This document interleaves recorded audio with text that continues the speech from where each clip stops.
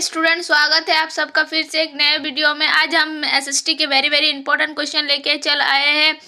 आप सबका स्वागत है मेरे इस यूट्यूब चैनल में हिंद क्लासेस 2, 3, 4 पर। तो चलिए, जो कि बोर्ड एग्जाम के पॉइंट ऑफ व्यू से बहुत ही इंपॉर्टेंट क्वेश्चन है ये सब क्लास 9 के लिए। आज से लगातार वीडियो अपलोड होती रहेगी, तो आप लोग अगर चैनल पर न्यू है तो सब्सक्राइब कर लीजिए चैनल को।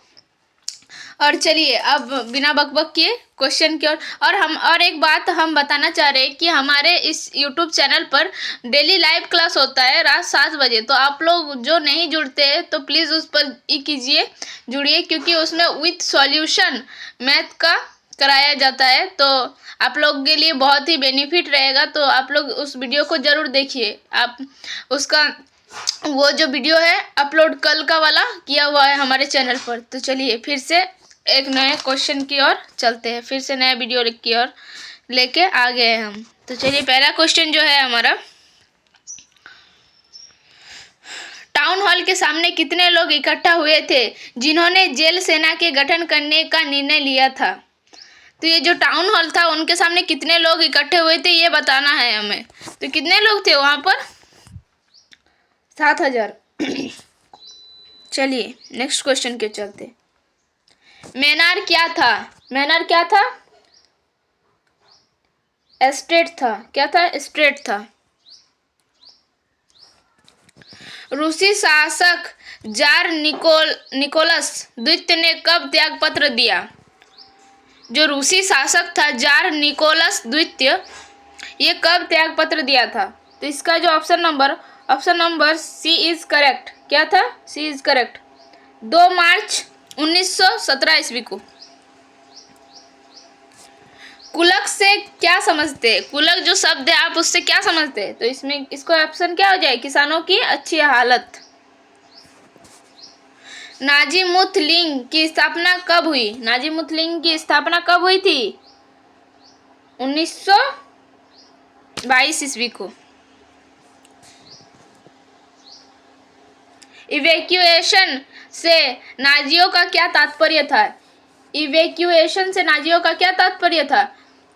गैस चैम्बरों में मृत्यु। गैस चैम्बरों में मृत्यु। जर्मन मुद्रा को क्या कहा जाता है? जो जर्मन के मुद्रा होते हैं उनको क्या कहते हैं? तो उनको मार्क कहते हैं। और आप एक कमेंट कीजिएगा, जो फ्रांस की मुद्रा है उनको क्या कहा जाता है? अब ये वाला कमेंट कीजिएगा, ठीक है। चलिए नेक्स्ट क्वेश्चन की ओर बढ़ते हैं। भारतीय वर्ण कानून कब पारित हुआ? भारतीय वर्ण कानून जो था वो कब पारित हुआ था? 1865 ईस्वी में। Option number B is correct. Sleeper कहाँ लगते हैं जिस पर यात्री यात्रा करते हैं? स्लीपर कहाँ लगते हैं? ये रेल के डब्बों में लगते हैं। रेल के डब्बों में। Option number A is correct. Bharat में चालवासी चारवाहे अपने साथ निम्न जानवर के साथ घूमते, मतलब जो चालवासी चारवाहा था वो अपने साथ कौन सा जानवर लेके घूमते थे? तो कौन सा जानवर लेके घूमते थे? भेड़ और बकरियां। Option number C is correct. Okay, चलिए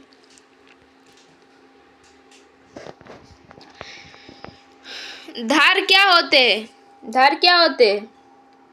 ऊंचे पर्वतों में चारवाहा को धार कहते, ठीक है। किस देश में सबसे पहले कृषि क्रांति हुई? किस देश में सबसे पहले कृषि क्रांति हुई थी? इंग्लैंड। England is correct. 1930 के दशक में यूएसए में क्या चलना शुरू हो गया? यूएसए में क्या चलना शुरू हो गया था? मिट्टी भरी आंधी। क्या था? मिट्टी भरी आंधी। Option number B is correct. सर्वप्रथम एक दिवसीय क्रिकेट मैच खेला गया। सर्वप्रथम जो एक दिवसीय क्रिकेट मैच था वो कहाँ पर, ये मैंने किस ईस्वी में खेला गया था? सॉरी, किस ईस्वी में खेला गया था? इसका option number B is correct. 1971 ईस्वी में। 1971 ईस्वी में। चलिए नेक्स्ट क्वेश्चन क्या चलते हैं। सकुल्यस्य कहाँ तक वस्त्र पहनते थे? जो सकुल्यस्य था वो कहाँ तक वस्त्र पहनते थे? तो घुटनों तक। घुटनों तक पहनते थे, ठीक है। मनोख जी कोवासजी एंटी भारत के किस शहर के अदालत में लगान अधिकारी थे?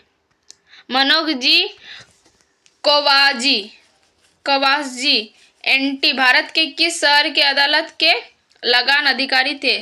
तो कहाँ के थे? सूरत के। B is correct. भारतीय भूभाग का कुल क्षेत्रफल कितना है? तो आप लोग सभी जानते होंगे, कितना था? 328 लाख वर्ग किलोमीटर। 328 लाख वर्ग किलोमीटर। भारत देश किस गोलार्ध में स्थित है? आप लोग सब जानते होंगे, इसका कमेंट कीजिए आप लोग, ठीक है। चलिए, ये क्वेश्चन आप लोग के लिए रहा आज का। भारत का कौन सा स्थान 3 सागरों से मिलान स्थल पर स्थित है? मतलब भारत का जो कौन सा ऐसा स्थान है जो जहां पर तीनों सागर आकर मिलती है, जिसको मिलान स्थल कहते हैं, ठीक है। किसको कहते हैं? वो कन्याकुमारी को, जहां पर तीनों सागर आकर मिलती है, ठीक है।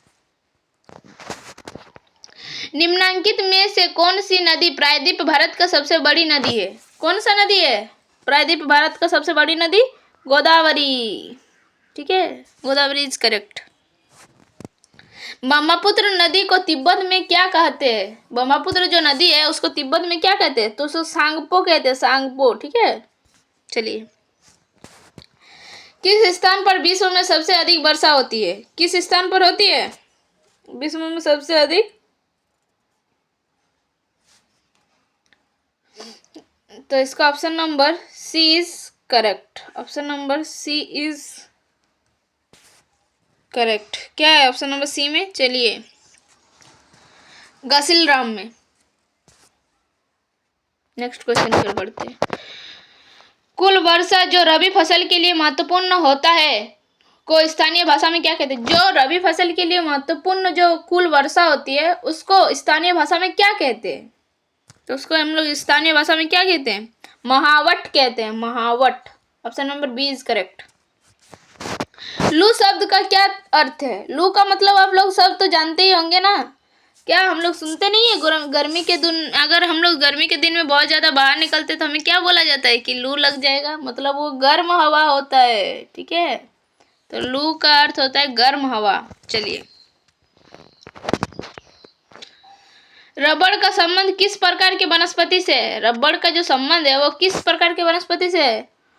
उष्णकटिबंधीय जो होता है वनस्पति, उससे हमें रबड़ प्राप्त होता है, रबड़, ठीक है। तिब्बती जंगली गधे का दूसरा नाम है, क्या है? दूसरा नाम क्या है? तो उसको दूसरा नाम उसको और किस नाम से जाना जाता है? इसका option number C is correct, kiang. जो तिब्बती जंगलों में जो गधे होते हैं उनका दूसरा नाम कियांग होता है। किस राज्य की साक्षरता दर सबसे अधिक है? आप लोग तो अभी देखे ही होंगे किस राज्य की। केरल जो है वो सबसे शिक्षित राज्य है झारखंड का, मतलब सॉरी, जो हमारे विश्व में जो है केरल जो है वो सबसे शिक्षित राज्य है।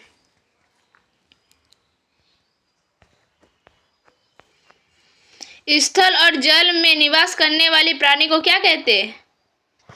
उभयचर कहते हैं, उभयचर, ठीक है।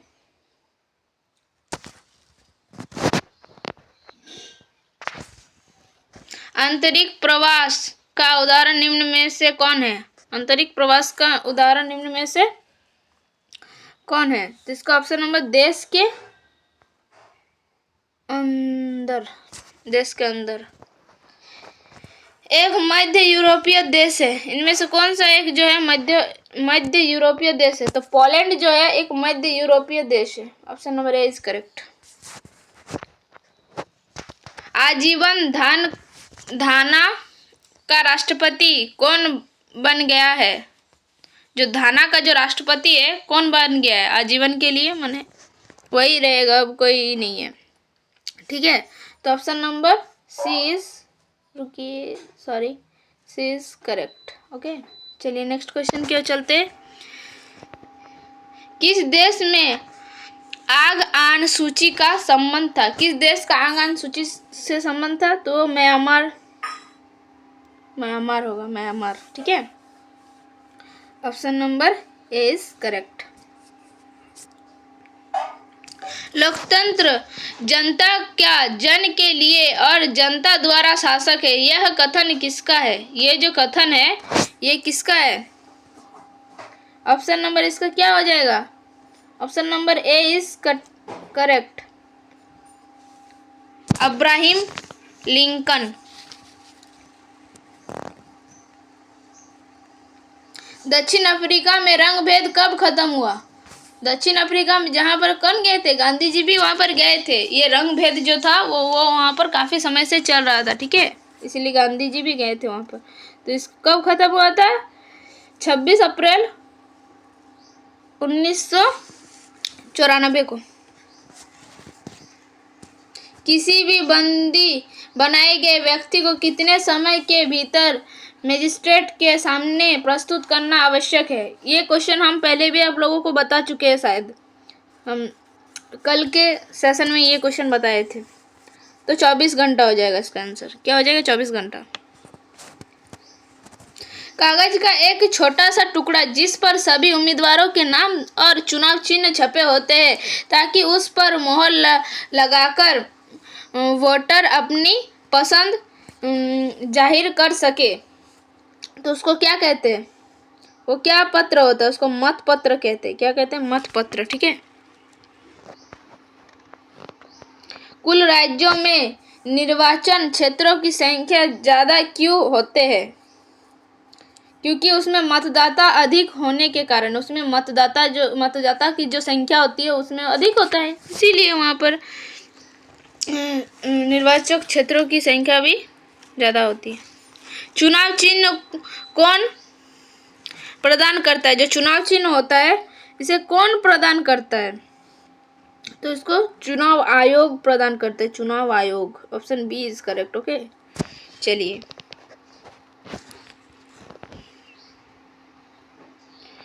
चलिए 39 नंबर क्वेश्चन है। व्यास की व्यवस्था कौन करता है? इसका ऑप्शन नंबर क्या हो जाएगा? न्यायपालिका। न्यायपालिका करती है। राष्ट्रपति के कार्यकाल कितने वर्ष का होता है? जो राष्ट्रपति जो होता है, जब एक बार वोट के द्वारा वो जीते जाते हैं तो राष्ट्रपति कितने वर्ष रहते हैं अपने पद पर? उसको 5 साल रखा जाता है। कितने साल? 5 साल। 5 साल के बाद फिर वो बदल सकता है। ठीक है, चलिए आज के लिए इतना ही। और अगर वीडियो को अच्छा लगे तो आप लोग शेयर भी करिए अपने फ्रेंड के साथ, आप भी पढ़िए। और अभी आप लोगों का एग्ज़ाम बहुत ही नज़दीक है। तो चलिए अभी के लिए इतना ही, फिर आते हैं कुछ देर बाद और एक नए वीडियो के साथ। तो थैंक यू, अभी के लिए इतना ही। चलिए फिर मिलते हैं, बाय बाय।